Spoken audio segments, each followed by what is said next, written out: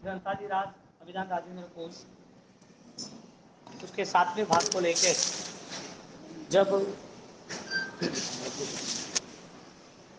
ग्रंथादिराज अभिधान राजेंद्र कोश 7वें भाग को लेकर संलेखना पद जहाँ समाधि मृत्यु की बात की है और समाधि मृत्यु दर्द को जीतने से आता है, अपने आप नहीं आता है। दर्द को जीतने के लिए, दुखों से मुक्त होने के लिए शास्त्रकारों ने तप धर्म, त्याग धर्म, ज्ञान धर्म बताया। क्योंकि जहाँ तप धर्म की आराधना है वहाँ तप की फलश्रुति, तप की रोशनी, तप का उजास, तप की महिमा यही है कि उसका त्याग बलवान बन जाता है। यानी कि बलवान त्याग ही तप की तेजस्विता ला सकता है। जहाँ जहाँ तप की आराधना हुई है वहाँ वहाँ उसे अपने आप को देखने का नजरिया तैयार हुआ, क्योंकि तप द्वारा उसे खुद को कष्टों से निकालना पड़ेगा। तप द्वारा उसकी मन की जो परीक्षा हो रही है उस परीक्षा में उसे पास होना पड़ेगा। तप के द्वारा जो कष्ट नहीं आए थे वो नए नए कष्ट से परिचित होना पड़ेगा। इसके लिए आफ्टर ऑल शारीरिक मृत्यु हो या ना हो, लेकिन कर्मों की मृत्यु होनी चाहिए। शरीर कम ज्यादा हो वो बड़ी बात नहीं है, शरीर के साथ कर्म कम होने चाहिए। हम सोचते हैं तपस्या वाले शरीर कम हो गया, तपस्या वाले सोचते हैं कि दर्द तो नहीं आवे, तपस्या वाले सोचते हैं कि शांति तो वही जाएगा। हमें यदि शरीर लक्ष्य में है तो वो हमारे साथ धोखा ही देता है। हर साल हर भव ऐसा ही हुआ है। हर भव की स्थितियों में शरीर ने जब भी हमारे साथ अच्छा व्यवहार किया, हमें सुख दिया, हमें अनुकूलता दी, और बाद में पलटी मार दी, दुख देना शुरू कर दिया। हम कितना भी उसे सजाए, समझाए, दवाइयाँ दे, टेस्ट कराए, शरीर कहे कि हाँ ये मेरा खेल नहीं है, कर्मों का खेल है। इसके लिए शरीर की मृत्यु के पहले कर्म की मृत्यु आवश्यक है, और कर्म की मृत्यु अज्ञानता से ही, यानी अज्ञानता दूर होने से ही होती है। तो जहाँ शरीर का धर्म है वो सारा शरीर का धर्म अपरिचित है। शरीर हमसे दूर है क्योंकि हम आत्मा है, और हमारी आत्मा शरीर से जितना साल, जितने समय तक जुड़ी हुई है वो कभी भी उसमें बदलाव ला सकती, कभी भी बदलाव ला सकती। और मृत्यु के पहले बहुत सारे बदलाव हमारे आंखों के सामने हैं।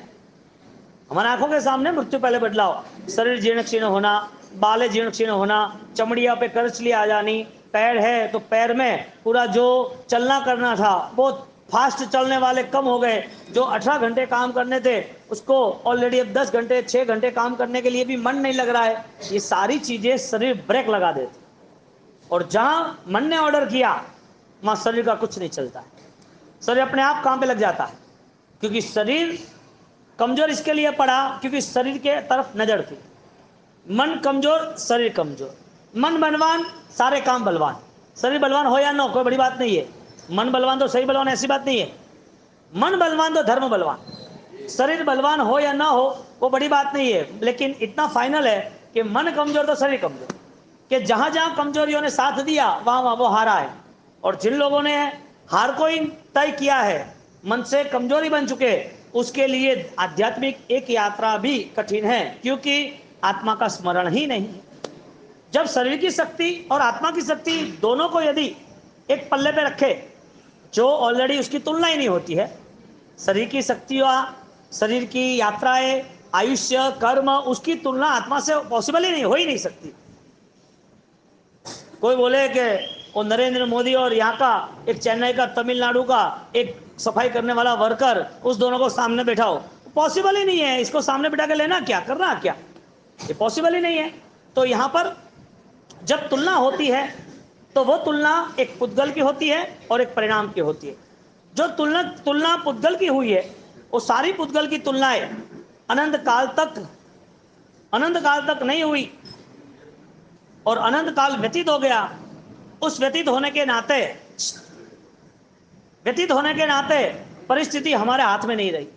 पुद्गल के सहारे जितने भी अपनाए, जिन जिन लोगों ने अपनाए, उन सारों लोगों को पुद्गल के आधार पर अंतिम समय में रोना ही है, क्योंकि पुद्गल ने कभी भी साथ दिया नहीं। पुद्गल का धोखा फिक्स था। अब परमात्मा महावीर देव, तीर्थंकर, अनंत ज्ञानी और परंपरा में गंधर्व भगवान, साधु भगवान, साध्वी जी भगवान, उस परंपरा में सिर्फ अनुष्ठान की बात नहीं बताई, क्योंकि अनुष्ठान शरीर से कंसल्ट होगा तो वो मन तक नहीं पहुंच पाएगा। शरीर से कंसल्ट होगा तो वो कर्म बदलने के लिए तैयार भी नहीं होगा। शरीर से जुड़ा होगा तो वो आध्यात्मिक परिणाम को बदलाव भी नहीं लाएगा। तो अध्यात्म स्थिति के बदलाव के लिए उसके पास साधन के रूप में शरीर मिला, लेकिन साधना के रूप में मन मिला, लेकिन सिद्धि के रूप में आत्मा मिली। आत्मा का बेस सिद्धि था, मन का बेस साध्य यानी कि टारगेट था, और शरीर का बेस साधना था। साधना की कीमत एक मिट्टी की तरह रहा, मन की कीमत चांदी की तरह रहा, और आत्मा यानी कि साध्य की कीमत सोने की तरह रहा। जिसका मूल्य पता चलता है उसकी सुरक्षा होती है। आध्यात्मिक शक्ति का मूल्य हुआ तो उसका मतलब ये है कि शरीर से की हुई आराधना वो मेरे मन से मेरे आत्मा तक पहुंचनी चाहिए।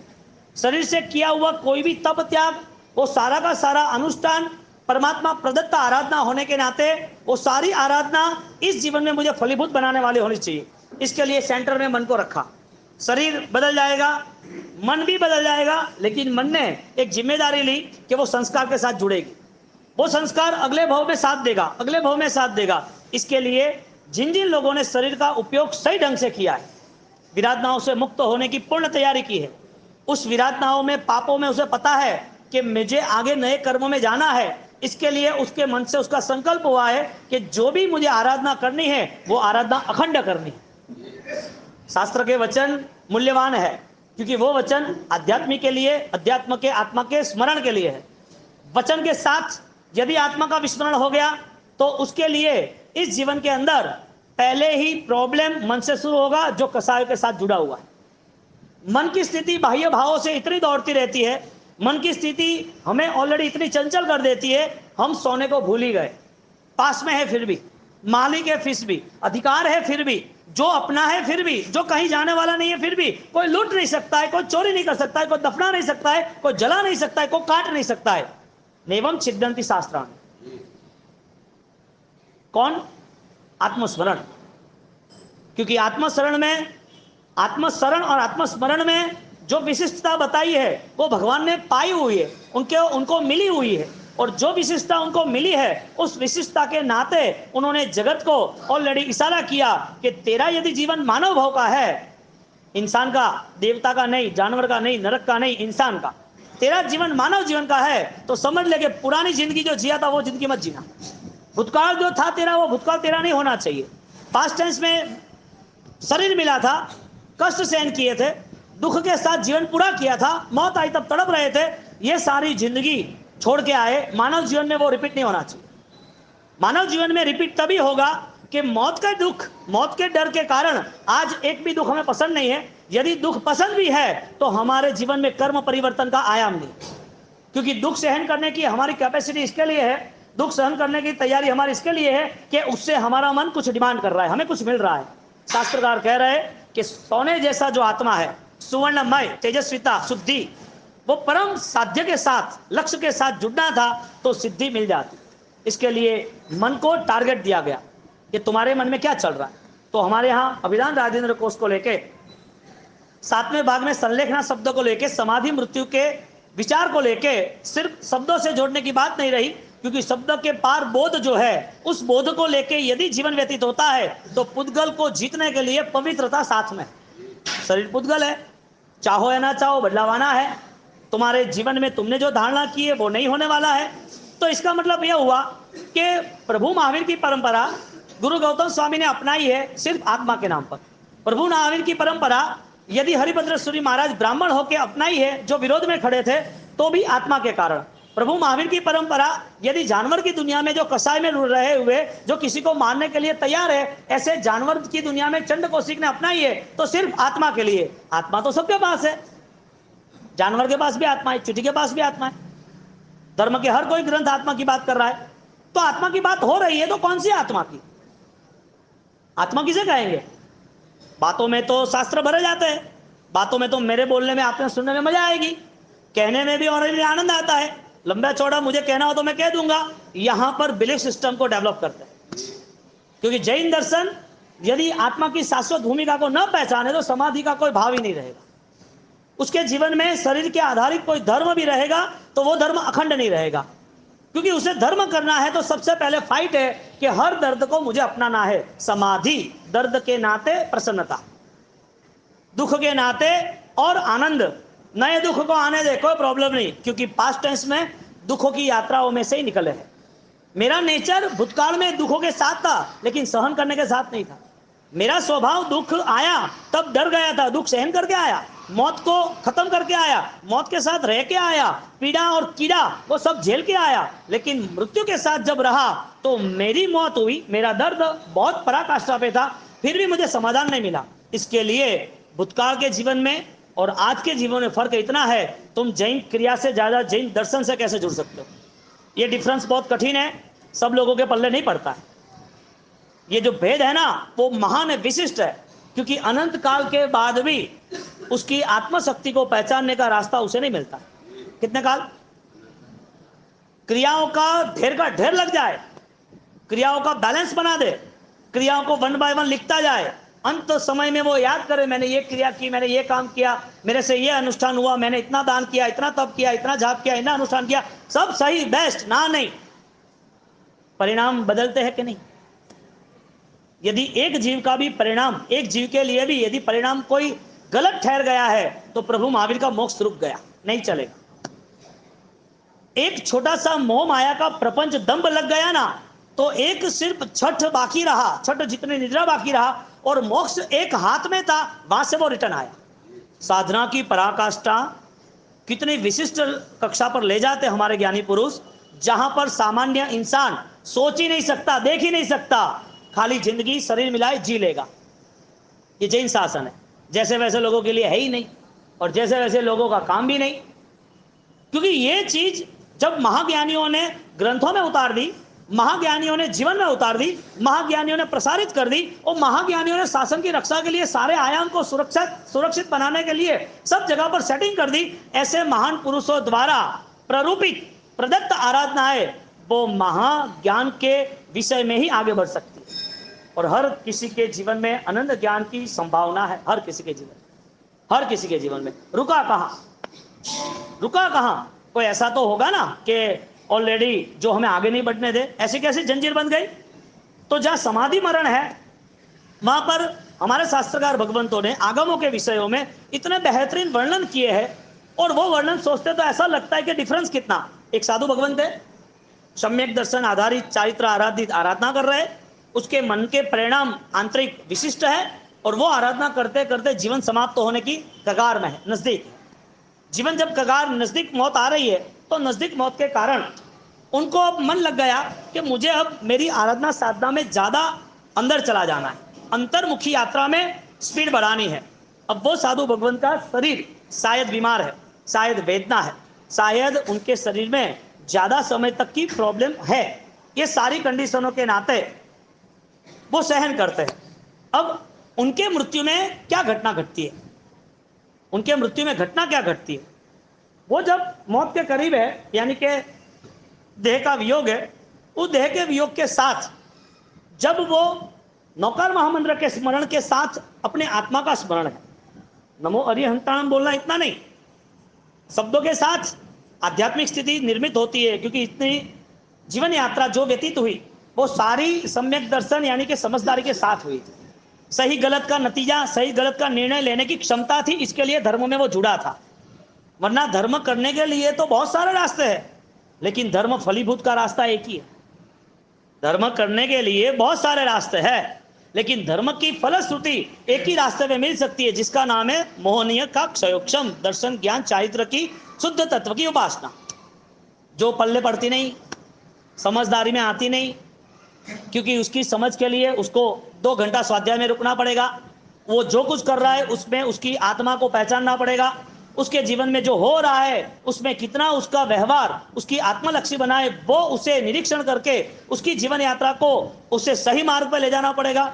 जीवन में हर समय पर कोई गलत होता नहीं, और हर समय पर गलती ना हो ऐसा मुमकिन भी नहीं।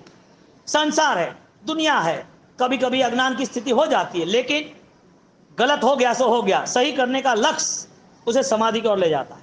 तो वो साधु भगवान जब मृत्यु के करीब है, उसके पहले देवलोक में चर्चा प्रारंभ हो जाती है, देवलोक में, कि ये उत्तम आत्मा है, ये सिंहासन के लायक है, देखने जाओ तो बॉडी साथ नहीं दे रही है, देखने जाओ तो वेदना है, देखने जाओ तो शारीरिक क्षमता के लेवल पर उनकी ट्रीटमेंट है, सारी चल रही है, सेवा कर रहे हैं या कुछ भी हो, ये सब कुछ होने के बाद आज का जो जीवन है वो देवलोक को क्यों प्रभावित करता है? आज का जो जीवन है, आज जो आयुष्य पूर्ण हो रहा है, वो आयुष्य पूर्ण होने के पहले देवलोक की दुनिया में चर्चा क्यों हो रही है? वजह क्या?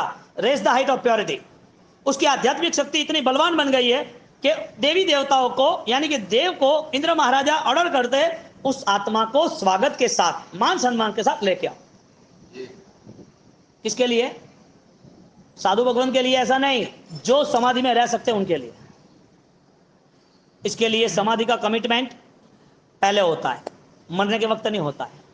इसके लिए भगवान ने हमें रास्ता बताया साक्षी भाव का, जागृत अवस्था का, कि कितना तुम्हारा माइंड ब्लोइंग लाइफ मैनेज हो रहा है, तुम कितने मानसिक स्तर पर तैयार हो जिसमें आपको परम समाधि हर वक्त उपलब्ध होती है, कितने संभाव और समस्थिति में आ सकते हो जिसमें आप अपनी आत्मा को मिल सकते हो।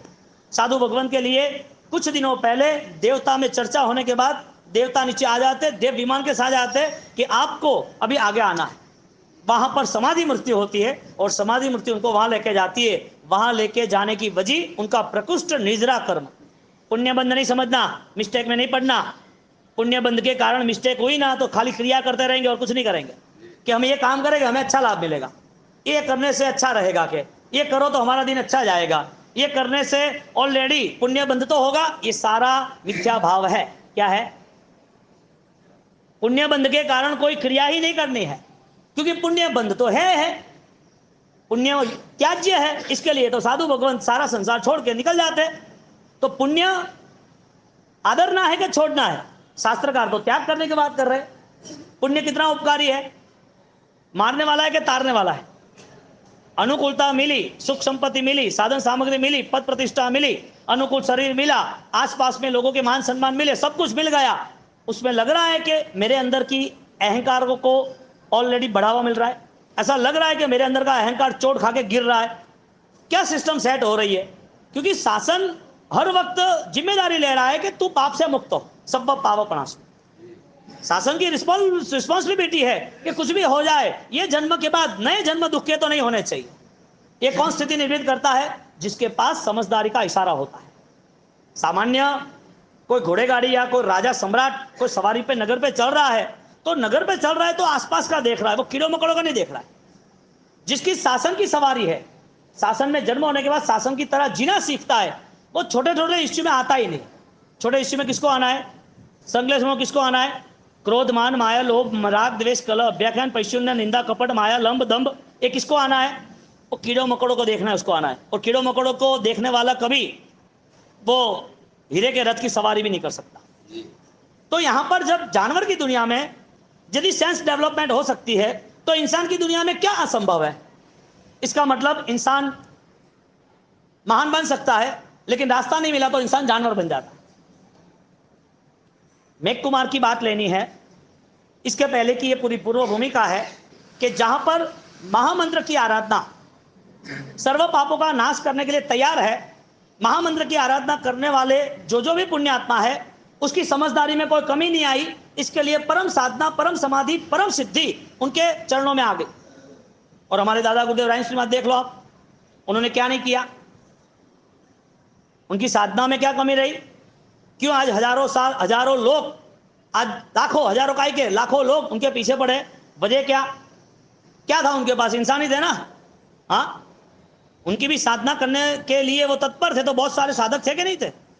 तो जो समाधि भाव जो है वो सिर्फ थिंकिंग लेवल पर और इमोशन लेवल पे आता है, विचार के स्तर पर और अनुभव यानी कि श्रद्धा के स्तर पर आता है। क्योंकि विचार करना, उसके साथ यदि वो विचार सही बन जाता है, विचार अंकित बन जाता है, विचार सॉलिड बन जाता है, तो विचार के लेवल पर उसकी जर्नी स्टार्ट, एक यात्रा प्रारंभ कर देता है। जो वो है उससे आगे बढ़ता है, जो उसे नहीं होना चाहिए वो छोड़ देता है। मैं ये नहीं हूं, मैं ये क्यों करूं? तो जहां समाधि मृत्यु आती है, ये समाधि मृत्यु इतनी पराकाष्ठा पे जाती है, देवों की दुनिया हिल जाती है। वो देव लेने आता है, वो देवों की चालबाजी है कि उनसे आगे नहीं जाना चाहिए, पहला देवलोक दूसरा देवलोक, आगे नहीं जाना चाहिए। इसके लिए दूसरे को भेज देता है कि आप आ जाओ।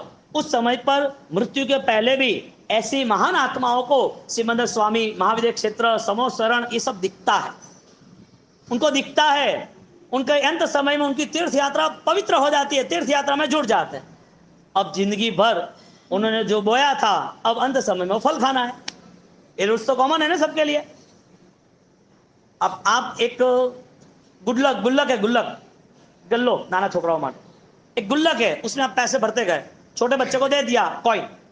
अब रोज आप कॉइन देते हो, बड़ा गुल्लक है, उस कॉइन अंदर जाता ही रहे, अब भर गया। अब उसको फोड़ोगे तो निकलेगा क्या? कॉइन निकलेगा या करेंसी नोट निकलेगी? हाँ, आपका बिजनेस है, समझो कि आपका गोल्ड का बिजनेस है। अब आपके गोल्ड को आपने स्टोरेज करते रहे। कोई आपके दुकान में आके पूछेगा कि भाई मुझे कपड़ा चाहिए दे दो ना, मुझे हीरा चाहिए दे दो ना। कोई पूछेगा कि मुझे 10 किलो गेहूं चाहिए, चावल चाहिए, दे दो ना। पॉसिबल ही नहीं है। आपके पास जो स्टोरेज है वही बाहर निकलेगा। अंत समय में बाहर क्या आता है? अंत समय में बाहर क्या आएगा? जो स्टोरेज है, जो डेवलप किया है, जिसके साथ हम जुड़े हो, जो चीज हमें पसंद है, वही चीज अंत समय में साथ आएगी। मृत्यु क्या छीन लेती है हमसे? मृत्यु क्या छीन नहीं सकती हमसे? हाँ, मृत्यु नहीं आनी है, आनी है, वो तो फाइनल है। तो क्या छीन सकती है? यदि आत्मा की ताकत है तो ताकत नहीं है कि मृत्यु आई, धोखा दिया, सब कुछ छीन लिया, हो ही नहीं सकता। जो तू छीन रहा है, मैं कई कितनी बार छोड़ के आया हूं। मृत्यु यदि कुछ छीन भी रहा है तो कई बार छोड़ के आया, उससे कोई लेना देना नहीं।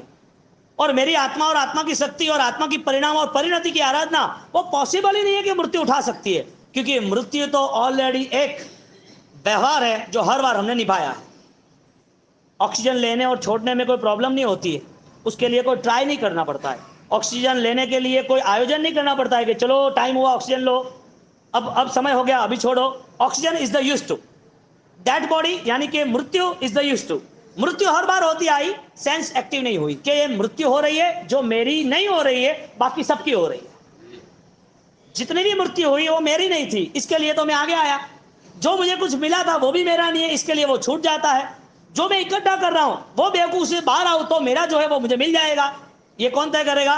जो आत्मा का स्मरण कर रहा है, जैन दर्शन से जुड़ा है, उसके लिए ये सारी चीज पॉसिबल है। लेकिन इस चीजों से बहुत बहुत हम दूर रह गए, क्योंकि ज्ञान प्रकाश की उपासना हमसे नहीं हो पाई, क्योंकि हमारे पास वो बोध ही नहीं रहा कि श्रेष्ठ सोना, मूल्यवान सोना, जो गहना है उसे संभाल के रखना। और जैन दर्शन ही एक ऐसा रास्ता है कि वो हमें उस जगह पर ले जा सकता है। जैन क्रिया नहीं, कान खोल के सुन लेना, क्योंकि जैन क्रिया करने के लिए किसी को भी हम बिठा देंगे कि तेरे को इतनी प्रभावना दे दी तो क्रिया कर ले, जुड़ जाएंगे सब।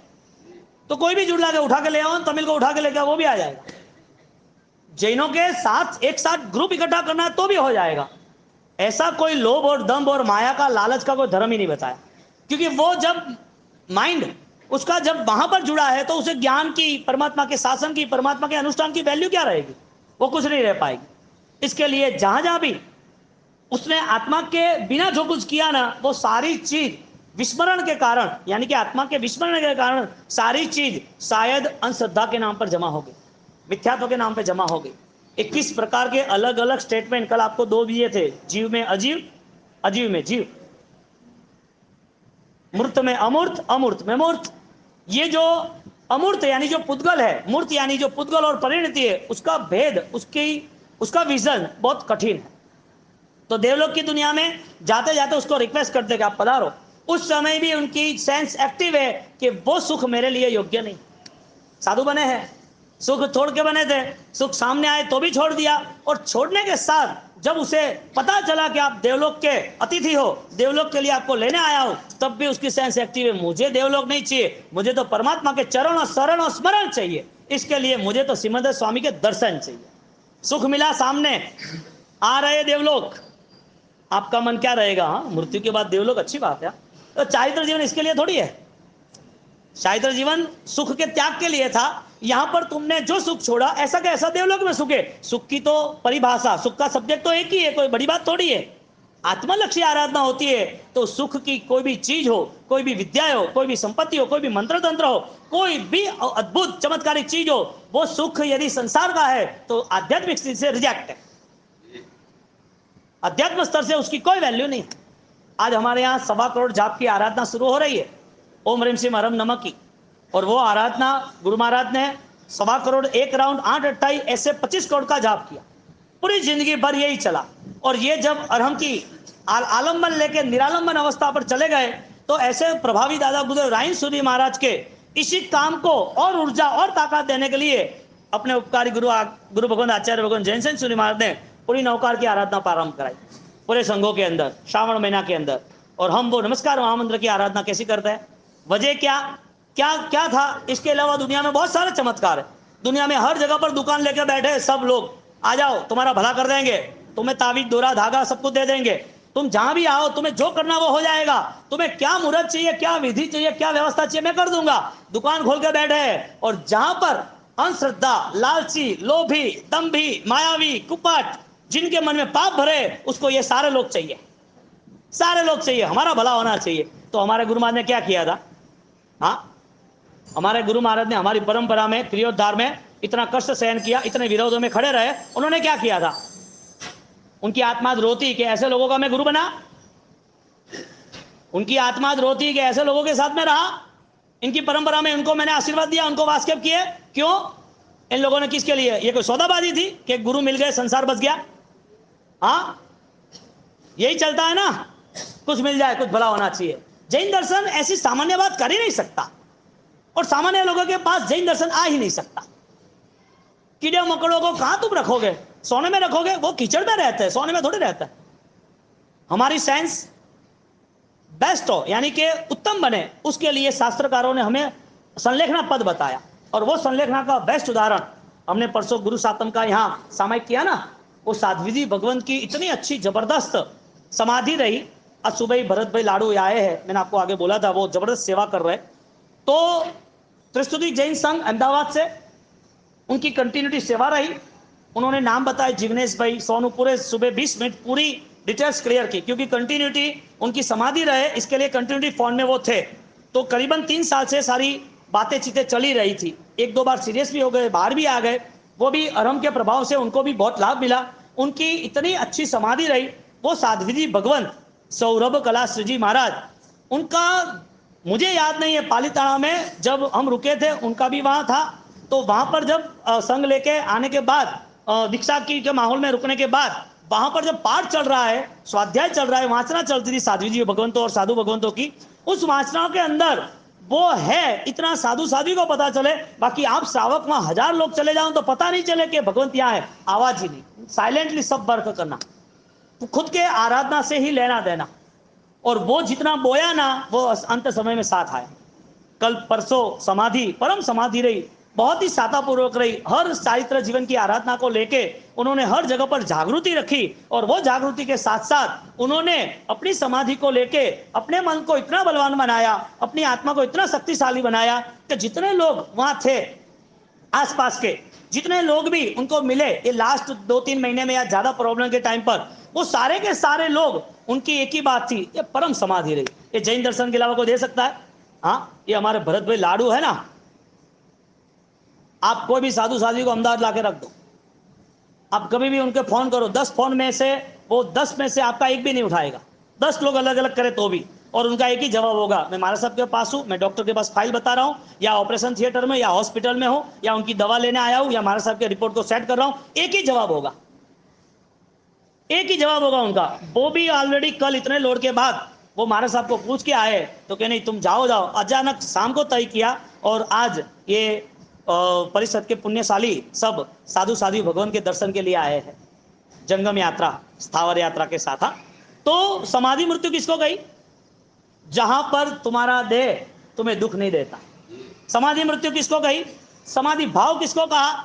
जहां पर संसार की कोई भी घटना तुम्हें डिस्टर्ब नहीं कर सकती।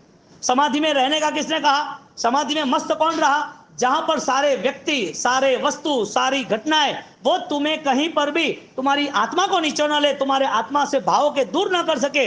ऐसी स्थिति जब निर्मित होती है तो आनंद आ जाता है। वो देवलोक की दुनिया में जाने का मना कर रहे साधु भगवान कि मुझे ये काम नहीं। क्यों? क्योंकि जिंदगी भर उन्होंने क्या किया, क्या बोया? जब अध्यात्म स्थिति में रहने का आनंद आता है तो वो सब घटनाओं की तुलना कर सकते हैं कि इसका क्या हो सकता है, ये क्या है, इसकी विशेषता क्या है, इसकी वजह क्या है, उसका ज्ञान विशेष बन जाता है। वो तुरंत निर्णय नहीं लेता है, निर्णय में कहीं संकलेश नहीं होते, उस निर्णय के अंदर खुद की असमाधि नहीं रहती है, उस निर्णय में नुकसान भी नहीं होता है। समझदारी के साथ चलना, बोलना, बैठना, उठना, सोचना, और वो समझदारी उसे अकाउंट लेवल पे काम लगती है। गुल्लक में क्या निकलता है, अंत समय में क्या आएगा, कौन तय करेगा? गुरु महाराज, भगवान, तुम्हारे परिवार के नजदीक वो लोग। तय कौन करेगा कि अंत समय कैसा होगा? तय कौन करेगा कि अंत समय कहां होगा? तय कौन करेगा कि अंत समय में कौन कैसी तरह आपके साथ बिहेव करेगा और आप कैसे करोगे? ये सब निश्चित व्यवस्था किसके हाथ में है? व्यवस्था तो निश्चित है ना, ये किसके हाथ में है? तो लगता है पॉसिबल है कि जिस तरह से जिंदगी जी रहे उस तरह से जीत जाओगे। आर्ट ऑफ लिविंग है कि आर्ट ऑफ विनिंग है? जीतना है कि जीना है? खाली जीने के लिए बहुत सारी जिंदगी छोड़ के आए, मौत के साथ ही जुड़ी हुई थी। तो जहां कष्ट है उस कष्ट के लेवल पर हमारा कमिटमेंट है। कंफ्यूजन नहीं है, कॉन्फिडेंस है। कष्ट है इसका मतलब यह है कि सारा कष्ट मेरे अपूर्व निद्रा का हक बनता है, सारा कष्ट मेरे जीवन की परम शुद्धि बनती है। अब यहां पर बैलेंस ये लाना है, पुण्य के लिए कोई धर्म ही नहीं है, पुण्य आधारित कभी आराधना होती ही नहीं है, क्योंकि नौ तत्व के अंदर श्रद्धा का एक बैलेंस बताया है कि नौ तत्व जिसके जीवन में है, नौ तत्ताइन श्रद्धाणम निश्चलम सम्यक दर्शन होई, निश्चलम सम्यक दर्शन होई, निश्चित वो सम्यक दर्शन है किसके जीवन में? जहां नौ तत्व की परिपूर्ण सोच बनती है। बोलो, पुण्य चाहिए कि नहीं चाहिए? यदि पुण्य चाहिए तो इसका मतलब त्याग नहीं होगा, और पुण्य नहीं चाहिए, पुण्य छोड़ने जैसा है त्याज्य है, वो पता चलेगा तो उसके लिए हर चीज आसान है। देह भी छूट जाता है, कल छूटता था आज छूटे, क्या फर्क पड़े, हमने जीना ही अच्छा जिया है ना, शान से जिए, मृत्यु शान से नहीं आएगी क्या? डर किसको है? मृत्यु का भय किसको है और क्यों है? जिंदगी में गड़बड़ी होगी, दुनिया भर के ओलबे लिए होगे, दुनिया भर की अप्रिय स्थिति पे कर लोगे होगी, विरोध खड़े किए होगे, शत्रु खड़े किए होगे, किसी को कंपटीशन, किसी को कुचलने की तैयारी की होगी, किसी को गिराने और फंसाने के लिए हर तरह की साजिश तैयार की होगी। चालबाजियों की मृत्यु सही होती ही नहीं है कभी। ये जैन दर्शन के लेवल की बात है।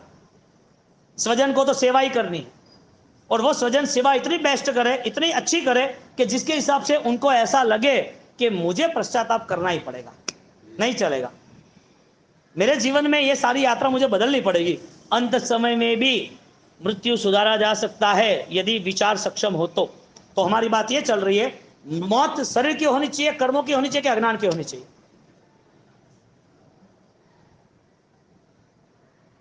आपके चाहने पर सब कुछ है, आप किस पर फोकस कर रहे हो? शरीर की मौत नहीं होनी चाहिए, ठीक है चलेगा, नहीं होनी चाहिए, आपके चाहने से हो जाएगा। कर्म की मौत होनी चाहिए कि नहीं होनी चाहिए? हो रही है कि नहीं हो रही है? 24 घंटे का पूरा मैनेजमेंट हम देखें तो अविरति की बात तो अलग है, लेकिन अज्ञानता की बात ज्यादा है। जिसके ऊपर हमें श्रद्धा, जिसके ऊपर हमें विश्वास होना चाहिए, जिस वस्तु को लेकर हम स्पष्ट होने चाहिए, हमारे ध्यान में नहीं आती। संजोग मूला जीवन दुख पत्ता दुख परंपरा, कोई भी चीज मिली है वो बिछड़ने वाली है, इतना डर, इतना भय, इतना दुख, इतनी परेशानी क्यों? जो चीज तुम्हारी नहीं है उसको संभालने के लिए इतना टेंशन, इतनी चिंता, नींद ना आनी, वजह क्या? वो क्यों नहीं छूटनी चाहिए? संसार का तो रूल्स है। राजा महाराजा के बेटे चले गए, राजा का पूरा राजपाट चला गया, रानी है वो उसको छोड़ के जाना पड़ा, उसके सामने उसको पति को और उसको बेटे को मार डाला। ये सब छूटता नहीं है। चक्रवर्तियों को बोध मिल गया ना तो पूरा संसार, सोने गहने हीरे दागीने, पूरा राजमहल सोने का हो, एक मिनट देने लगी कि आत्मा के लिए करना है त्याग कर लेंगे। कर्म की मृत्यु होती है कि देह की मृत्यु होती है? पहले क्या होना चाहिए? पहले देह की मृत्यु होनी चाहिए कर्म की? इसका रास्ता, दुख सहन करने की तैयारी कर दो, कुछ भी दुख आए स्वीकार लेंगे, क्योंकि हमारे परमात्मा यानी कि तीर्थंकर केवली जो भी हमारे देव गुरु मिले हैं उन्होंने यही रास्ता अपनाया है, और ये रास्ते अपनाने के लिए तुम्हारी कैपेसिटी 24 की है, बेस्ट है, तो तुम ब्यास ना करो, ब्यास नाम की कैपेसिटी एकादश ना करो, एकादश नाम की कैपेसिटी है वापिस अमिल करो, उपवास करो, 2 प्रतिवन करो, 2 प्रतिवन सुबह शाम हो रहे, हार्ड जो हो रहा है, जो आपके लिए कठिन है वो चुनौती चुन लो, वो चुनौती अपना लोगे। हार्ड पड़ रहा है वो पहले करेंगे हम, लेकिन हमारे लिए हार्ड पड़ रहा है इसको दूर करना है। इसका मतलब ये है कि हमने कर्मक सही के लिए सोचा ही नहीं। हमारा जो बोध है, हमारे पास जीवन में धर्म के बाद जो उपलब्धि है वो इतनी बलवान नहीं है। ठीक है, कुछ समय चला गया है, जीवन में परिवर्तन जो आ रहा है, उम्र का, पुण्य पाप संपत्तियों का, स्वजनों का आगे पीछे कोई छूट जाना, कोई मिल जाना, ये परिवर्तन निश्चित है। संजोग मूला जीवेण पत्ता दुख परंपरा संयोग वियोग तुल्य, इसमें कोई बड़ी बात नहीं है। इसके लिए हमारा मन ज्ञान संपन्न न होने के कारण हमारा चुनाव भी कमजोर होता है। जब हमें तपस्या करनी है, आराधना करनी है, हमें कोई भी अनुष्ठान करना है, तो सबसे पहले हमारे यहां डिसीजन मेकर बनना जरूरी है, निर्णय शक्ति आना जरूरी है, और वो संकल्प ही आपको एक नई ऊर्जा प्रदान करेगी। लेकिन हमारे पास शरीर है, इसके लिए उसके रिलेटिव सब कुछ है। मन होता और वो धर्म का होता तो मन धर्म को अपना लेता, लेकिन मन पूरा 18 पापों से जुड़ा हुआ है, और 18 पापों में हमने डिसाइड कर दिया कि ये होगा तो ही सब कुछ होगा। मेघ कुमार की यदि लाइफस्टाइल देखें, हम मेघ कुमार का जीवन हम देखें, तो मेघ कुमार उसकी पास्ट मेमोरी, अपन ने 3 दिन पहले अपन ने जो बात हुई कि ये पूरा बॉडी जो है, फिजिकल लेवल जो है, वो किसके ऊपर डिपेंड्स है? लास्ट में देखने जाओ तो कर्म के ऊपर। आत्मा है, इसके लिए बॉडी है। फिर भी साइंस के हिसाब से यदि वो रिलीज करता है, वो यदि कोई भी स्टेटमेंट देते हैं, तो बॉडी के अंदर जो 6-7 लेयर है, उसके अंदर जो व्हाइट सेल्स, रेड सेल्स है, उसके अंदर जो ऑलरेडी एक्स्ट्रा एनर्जी डेवलप हो रही है, तेज और ओज की, ये सारी चीजें कब तक है? जब तक पुण्य है तब तक। फिर भी ये चीज यदि मेहनत करते हैं तो वो लॉन्ग टर्म्स तक मैनेज करती है। इस चीज को यदि मेहनत करते, तब त्याग करते, कष्ट सहन करते, पसीना बहाते, उसके हम जुड़ जाते हैं, तो ये सारी चीजें हमें हेल्दी रखती है, शरीर को साथ देता है, साथा देती है। इसके लिए नॉर्मली भी शरीर को अच्छा रखने के लिए उसे त्याग में आना पड़ेगा। हम उससे आगे की बात करें कि हमारे पास जो मेमोरी है, वो मेमोरी हम 50 साल पहले की भी हम एक्टिव कर सकते हैं। जिसकी 80 साल की उम्र है, 60 साल की उम्र है, उसको भी 50 साल पहले की मेमोरी, समझदारी, सोच विचार पूर्व की कोई घटना है, वो उसके सामने आ सकती है, वो सोचे तो। इसी तरह यदि कोई पास्ट मेमोरी में जाना चाहता है, तो आज भी वो सिस्टम है हिप्नोटाइज का। आज भी वो सिस्टम है कि पहले के भव में कौन था। साइंस का एक तरीके से हमें 2% धन्यवाद देना चाहिए कि पास्ट टेंस बना के, पास्ट टेंस में कौन था वो तो प्रूफ हो गया। पास्ट टेंस में ये बॉडी नहीं था, ये आयुष्य नहीं था, ये नाम नहीं था, ये व्यक्ति नहीं था, तो कौन था पास्ट टेंस में? जो भी था उसने प्रूव किया। तो वो अलग बॉडी अलग रोल में था, लेकिन आत्मा तो वही थी, क्योंकि कल्चर के लेवल पर, संस्कार के लेवल पर वो कनेक्टिविटी हुई कि पास्ट टेंस में उसे जो संस्कार था वो आज है, और उसका पास्ट टेंस है वो चेक करने के लिए उसे हिप्नोटाइज करके पूर्व की जिंदगी में ले जाते हैं, और पूर्व की जिंदगी में ले जाते हैं तो उसे यादें आती है कि ये है, ये है, ये नहीं है। और आज भी कितनी घटनाएं, राजीव गांधी की घटना, या कोई चेन्नई तमिलनाडु में उसका जन्म हुआ था, वो 12-15 साल पहले ये न्यूज़पेपर में मैटर आई थी, मनीष त्रिपाठी के नाम से। वो जल के मर गया, उसके पीछे ऑलरेडी वो लाखों ब्लैक कलर के डॉट्स थे। तो ब्लैक डॉट्स थे, उसने बोला कि मैं 10 साल का, मैं राजीव गांधी हूं और मेरा जीवन ऐसा, ये वो, ये कुछ नहीं चलेगा। बॉडी चेंज हो गई, एरिया चेंज हो गया, उसका नाम वगैरह चेंज हो गया। चेंज नहीं हुआ तो मेमोरी साथ में रही ना, विचार साथ में रहा ना। हमारे जीवन में सारी मेमोरी ऑलरेडी प्रूव होकर हमसे जुड़ी हुई है, सिर्फ उसे एक्टिव करना है, जो मेघ कुमार के जीवन में हुआ।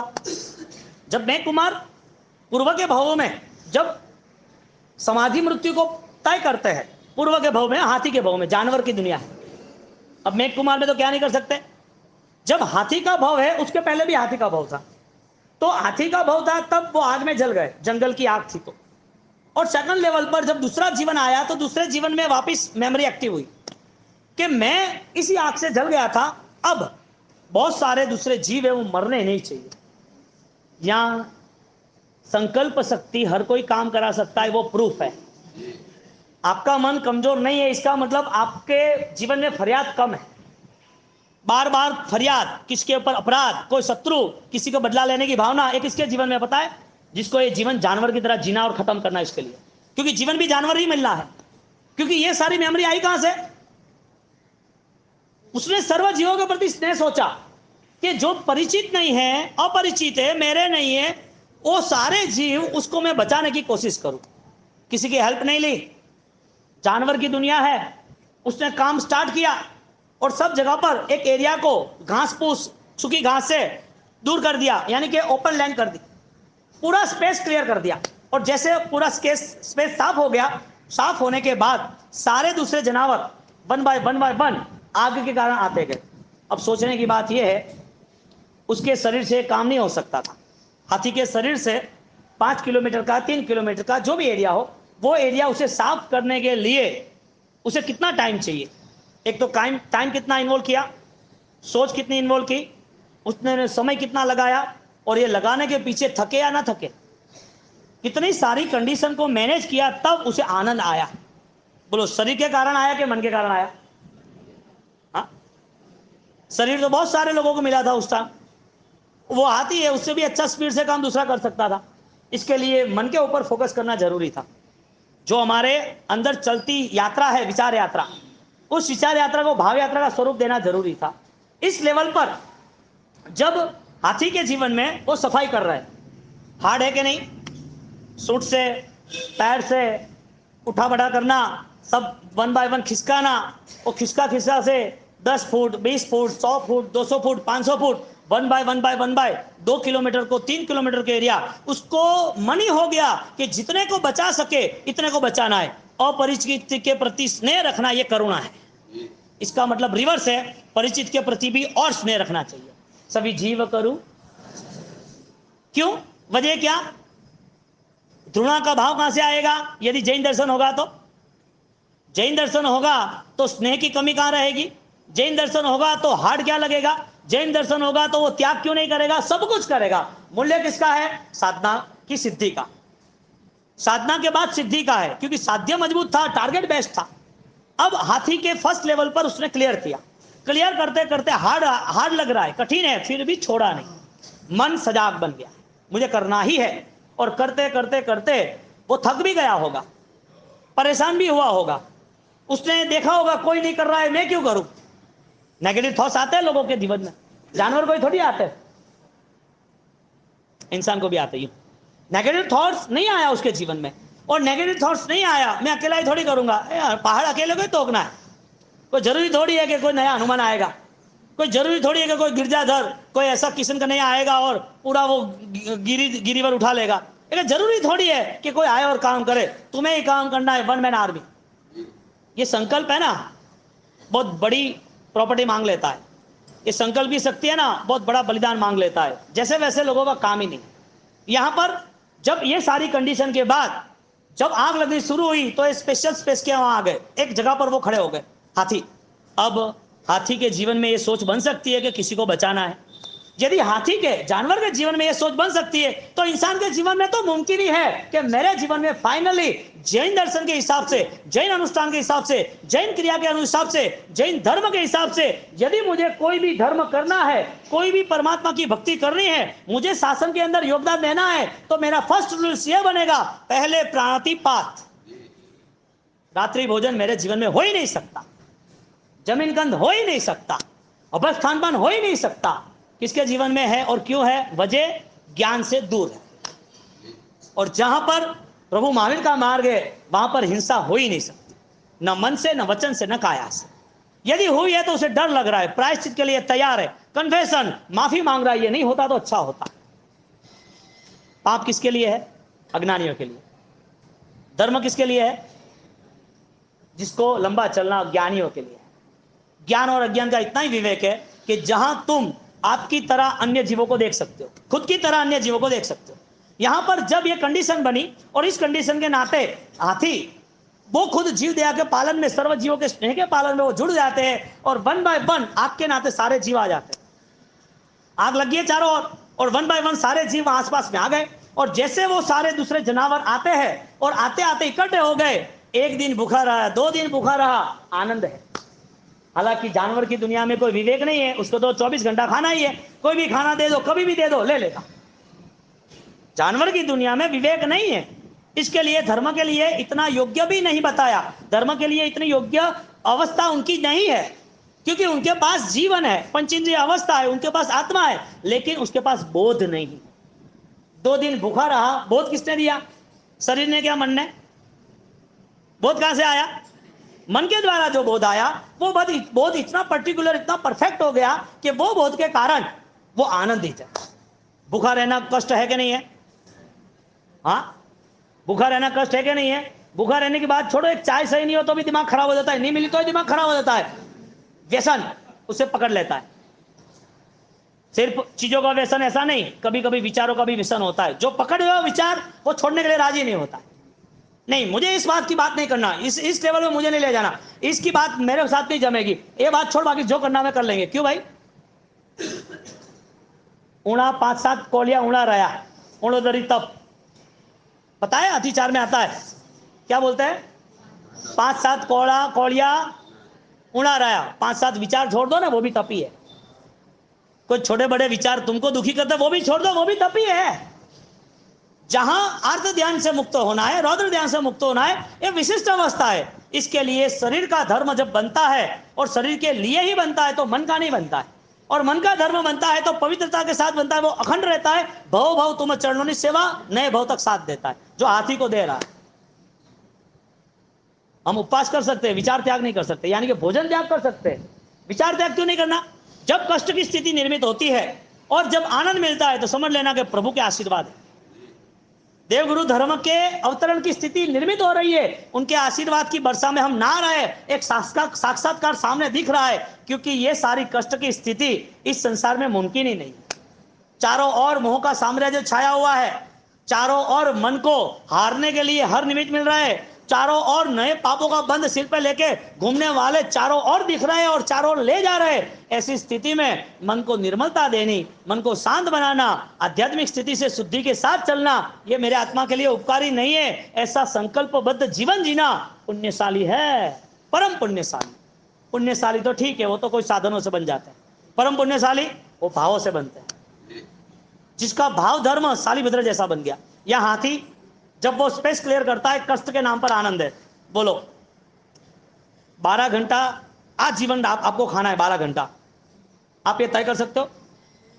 12 घंटा आपको अंतिम समय तक खाना है, अंतिम समय तक आप ये नियम ले सकते हो? नहीं ले सकते। 12 घंटा कंटिन्यूटी खाना, 12 घंटा सूर्योदय से सूर्यास्त तक खाना, ये पॉसिबल है? सुबह के लेके शाम तक 12 घंटा खाना इज द रिवर्स साइकोलॉजी। रात को 12 घंटा नहीं खाना, यूं आना आना क्या कर रहे? पॉसिबल है कि सिर्फ सुबह 12 घंटा हमें मिला है, जिसमें नए 12 घंटे दूसरी बार मिलने वाले हैं, तो पॉसिबल है कि 12 घंटे में हम कंप्लीट कर देंगे। यानी कि भगवान ने बताया हुए सारे जीवों की जीवदया के पालन के लिए हम सूर्योदय की साक्षी में सब कंप्लीट कर देंगे, उसके बाद कुछ नहीं होगा जीवन भर। ऐसा पॉसिबल है? नहीं है। हाँ, गुरु महाराज रोएंगे कि इन लोगों को कहां आशीर्वाद में दे रहा हूं, ये लोग तो हत्या कर रहे हैं, बैठे बैठे जीवों को मार रहे हैं, ऐसे को आशीर्वाद देना क्या? ये तो मेरे सामने गीतों गा रहा है, आरती उतार रहा है, राजी वे रहा है, अरे ये लोग तो हिंसा में जुड़े हुए हैं। इतनी कड़क बात कर रहा हूं, आपको पसंद नहीं आती मुझे पता है, लेकिन सर्व जीवों की रक्षा का काम आपके लिए कठिन होगा, लेकिन यही आपको आगे जाके मेमोरी में आएगा कि मुझे भी दुख पसंद नहीं है, मैं किसी को दुख कैसे देख सकता हूं। हमें आज तक ध्यान नहीं था, हमने आज तक शायद कोई सोचा नहीं था, ठीक है, लेकिन वास्तविकता तो हमारे सामने है ना कि एक दुखी जीव जो है वो दुख मुक्त नहीं हो सकता है। वजह क्या? एक व्यक्ति हॉस्पिटलाइज है, उसे दुख सिर पर आ गए, वो रास्ता खोज रहा है, रास्ता नहीं मिल रहा है, वजह क्या? तब दुख के समय पर हमें धर्म याद आता है, हमें गुरु महाराज याद आता है, हमें कोई वाक्य याद आता है, वजह क्या? हाथी के जीवन में जीवदया का पालन पॉसिबल है, मन की शक्ति के कारण मानव जीवन में सब स्वतंत्रता अनुकूलता मिली है, हर चीज पॉसिबल है। ये संकल्प वालों का ही यहां पर काम है। बाकी हमारे दिमाग से और हमारे विचार से हम चले तो ये सारी चीजें पसंद नहीं आएगी। हमारे सामने तुम नाचोगे, गाओगे, मजा कर लोगे, मीठी बात कर लोगे, धुआंधार बात कर लोगी, और जब दुनिया मिलेगी तो क्या चलता है, कोई प्रॉब्लम नहीं है, भूख लगी है क्या, तो क्या है भाव से, तो क्या क्या और रखा है क्या, जट 12 बजे नहीं, 10 बजे नहीं, जट होटल माता गाड़ी भी राखी। मैंने 8-10 दिन पहले ही बोला था ना, मोहन खेड़ा जाना है लेकिन रात को खाना नहीं छोड़ना, वो उसी ढाबे पे खाना, वो फिक्स ढाबा है, उसको वहीं खाना, लेकिन जाते वक्त नहीं खाते, दर्शन हो गए ना, अब क्या है रिटर्न में, इतना तो त्याग किया, अब ऐसे बेवकूफों के लिए क्या गुरु महाराज बैठे हैं। नॉर्मल बात है कि तीर्थ यात्रा हम कर रहे हैं तो उसमें तो रूल्स पाल सकते हैं, नॉर्मल बात है। कोई भी सक्षम व्यक्ति है तो प्रूफ करके बताए कि मेरे में सक्षमता है। बातें करने से कुछ बड़ी बात नहीं हो सकती, बातें करने से तो बहुत सारे लोग बैठे, तुम अकेले नहीं हो, ये तो तुम्हारा अहंकार बोल रहा है। तुम्हारे सामने तुम्हें से भी पावरफुल आदमी आएगा ना तो ऑटोमेटिक कंट्रोल में आ जाए, वहां पर रिक्वेस्ट, हाँ ये बरोबर है। अरे तुम खुद करके दिखाओ ना। जहां शांति है वहीं क्रांति है। हिंसा में कभी क्रांति होती नहीं, और हिंसा मन की और वचन की भी होती है। काया की तो छोड़ो, काया की तो 24 घंटे है। तो हाथी वहां पर जितने दिन रुका है वहां पर आनंदित है। भूख का दुख है लेकिन सबको बचना है, क्योंकि बड़ा दुख मरने का है।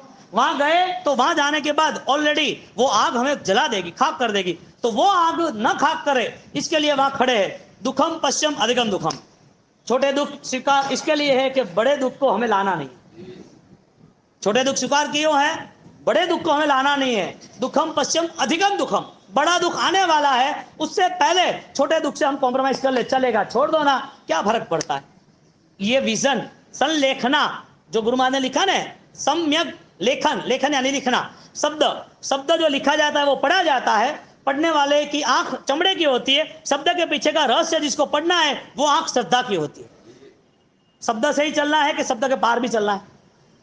हाँ, हम जो बोल रहे हैं, जो कह रहे हैं, वो शास्त्र की बात है, शब्द की बात है। 100 200 150 300 साल के बाद चेंज हो जाएगा। शास्त्र जला दिए कई लोगों ने, शास्त्र कई भूकंप में खत्म भी हो गए, कई चीज गल भी गई, कई चीज सड़ भी गई। आज हमारे हाथ में चौथ पूर्व नहीं है, तो शब्द तो चले गए। शब्दों के भाव, शब्दों की श्रद्धा, शब्दों का विवेक, शब्दों की ताकत, वो किसके पास आएगी? शब्दों से आएगी कि शब्दों के पार होके आएगी?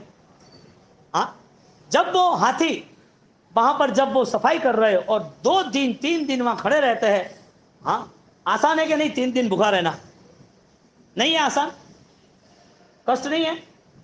हाँ, सिद्धिदत्त वालों, सिद्धिदत्त नहीं किए वैसे मासक्षण वाले, कष्ट है कि नहीं है जीवन में?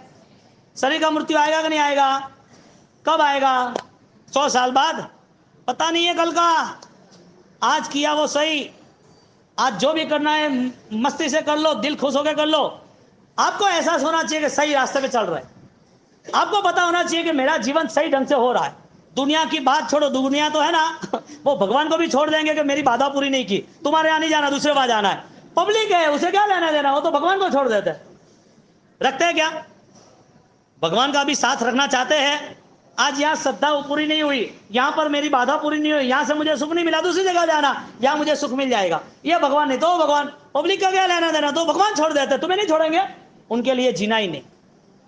संसार है, समाज है, जवाबदारी है, ठीक है, लेकिन ये जीवन जैन दर्शन ने आपको इसके लिए दिया है कि आप कुछ कर सकोगे। अनेक जानवर को, अनेक चिड़ियंज को, अनेक दुखदाई को, अनेक दूसरे जो मानव जीवन में आए हुए भी अनेक हिंसा कर रहे, उसको ये दर्शन नहीं मिला है, ये बोध की स्थिति नहीं मिली है। तो ये जीवन मिला, और ये जीवन मिलने के बाद उसके पास कोई आयाम, कोई लक्ष्य न बना। इसका मतलब ये है हमारी शिक्षा सही ढंग से नहीं हुई। सीधी बात है ना, हमारी शिक्षा सही ढंग से नहीं हुई। और शिक्षा सही होती तो विवेक आता, और विवेक आते आते अंत समय अच्छा होता। तो दादा गुरुदेव राय सूरी महाराज जिन्होंने संलेखना, संयत शब्द वो हमारा कंप्लीट हुआ यहाँ पर, और संलेखना शब्द स्टार्ट हुआ। संयत शब्द हमने 40 दिन तो देख लिया है। संलेखना शब्द से समाधि मृत्यु, तो समाधि मृत्यु के 7वें भाग में उन्होंने ये रचना यानी कि बातें रखी है। 3 चीज के ऊपर हमें गौर करना है। यदि शरीर की मृत्यु होती है तो कैसी होगी, मृत्यु होगी तो कहाँ होगी, और यदि मृत्यु होती है तो क्या वो फलीभूत होगी, यानी कि देह छोड़ने के साथ कुछ मुनाफा है या नहीं है? देह छोड़ने के साथ सुई लेके जाएंगे कि नहीं जाएंगे? अरे कोई व्यवस्था बना दो ना, हो जाएगा, कुछ तो हो जाएगा। कोई किसी का सेटलमेंट हो, कोई सेटिंग हो, कोई पेपर पे पेपर रखने की सिस्टम हो, कोई पेपर पास कराना तो उसके पेपर करेंसी पैसे रखने पड़ते हैं, पेपर पे पेपर की कोई सिस्टम हो। तो कोई देवलोक को कोई मंत्र साधना, कोई देवलोक को मना लो अपन, कोई देव आ जाए तो पूछ ले कि भाई आगे ले जा, और चाटा मारेगा, बेवकूफ तू धर्म कर, इससे भी अच्छी दुनिया मिलेगी। ये कोई दुनिया नहीं है, तेरे पास जो दुनिया है ना उससे भी रंगीन और बेहतरीन और जबरदस्त दुनिया वहां है। यहाँ तू श्रीमद स्वामी के दर्शन नहीं कर सकता, वहां तो तू उड़ के जा सकता है। वहां तो तेरे जीवन में अद्भुत अष्टापद और नंदीश्वर द्वीप की विशेष यात्राएं होगी। वहां से तेरे ज्ञान में तुझे पता चलेगा कि जमीन के नीचे कितनी प्रभावक प्रतिमाएं छुपी हुई है, जमीन के नीचे कहाँ कहाँ दूसरी दूसरी अच्छी अद्भुत ऐसी जिनालयों की व्यवस्थाएं जुड़ी हुई है, कहाँ कहाँ का वो शाश्वत ऐसे परमात्मा की प्रतिमाएं वहां अष्टापद पे है। वो सब कुछ तू कर पाएगा, तीर्थ यात्रा कर पाएगा, परमात्मा की भक्ति कर पाएगा। पहले स्वर्ग 1,32,000, बीजे 1,28,000 गया, 32 लाख भगवान एक साथ देखना, आ हा हा हा, कैसा आनंद आ जाए। इधर जीना का देवलोक में जाना, इधर जीवन जीना के देवलोक में जाना, कहाँ जाना, कहाँ देवलोक में जाना, भगवान ने पाड़े जाणू होपे, श्रीमद स्वामी पाड़े, देवलोक में थोड़ी जाणू होपे, देवलोक में थोड़ी जाणू। अब बार तो कीधु के वो बावसी ने लेवा आया था कि हालो तो मारो हाथ है के ओके मारे वो कौन नहीं थोरो के मैं क्यों थोड़ा पाड़े जाइयो, मैं अटे तो हैंग छोड़ी ना था अटे मारू पुण्य त्याज्य है, पुण्य मारे कौम ही नहीं है। और थोड़ा पुण्य लઈને वरे मारे अटे आवणू, अटे आवीने वरे साधु बननो, साधु बनीने वटे बावसी बननो, ओ का बात हुई। बावसी बननु देवलोक आणू, देवलोक आणू वरे बावसी बननो, ओ का बात हुई। ओ रे अटे तो थिजो बावसी मोरे कोई देवलोक में जाणो कौन, ओपे को देवलोक में नहीं जाणो, ओपे तो जाणो तो कटे जाणो। सिमंदर तेड़ा मोकलो, प्रभु मुझे ले जाओ। हाँ वो सभा में वो पूछे ने देवलोक में स्वर्ग में किसमें जाना है, तो सब लोग खड़े हो गए। नरक में एक आदमी खड़ा नहीं हो गया, तो सोचा कि नरक में जाना होगा। नरक में किसको जाना है, तो भी खड़ा नहीं हुआ, यानी कोई खड़ा ही नहीं होता। तो उसको वापस पूछा कि भाई तुझे देवलोक में नहीं जाना, नरक में नहीं जाना, क्या करना है, कि अभी थोड़ी जाना है, अभी तो वेड़ा है, अभी तो आशाएं बंधी हुई है, अभी तो पूरी ताम झाम पूरी दुनिया सैटम जमाना है। ये सारी चीजों की अवस्था को लेके आज से हम दादा गुरुदेव राजेश्वरी महाराज ने जो जाप किया और हम पद की विशिष्ट उपासना की, सप्ताक्षरी विजय मंत्र जो सिद्धसेन दिवाकर सूरी महाराजा ने ये मंत्र की अपूर्व साधना की और उन्होंने विक्रम महाराजा को दिया। जब विक्रम महाराजा ने सकवर्ती साम्राज्य पूरा विशेष रूप से उन्होंने प्रगतिमान किया। और ऐसी ये साधना जो पार्श्वनाथ भगवान की मूलभूत साधना है, पार्श्वनाथ भगवान की आमनाय से आयुष साधना है। ओम ह्रीम श्रीम अरहम नमः, 7 अक्षर विजय मंत्र कहते हैं उसको, क्या कहते हैं। तो ये सप्ताक्षरी विजय मंत्र की आराधना हर किसी को करनी ही है। मैंने आपको आगे भी बोला था, इसमें कोई कॉम्प्रोमाइज नहीं करना। दो सिस्टम है। एक सिस्टम यह है कि इस विजय मंत्र की आराधना में 21 बॉक्स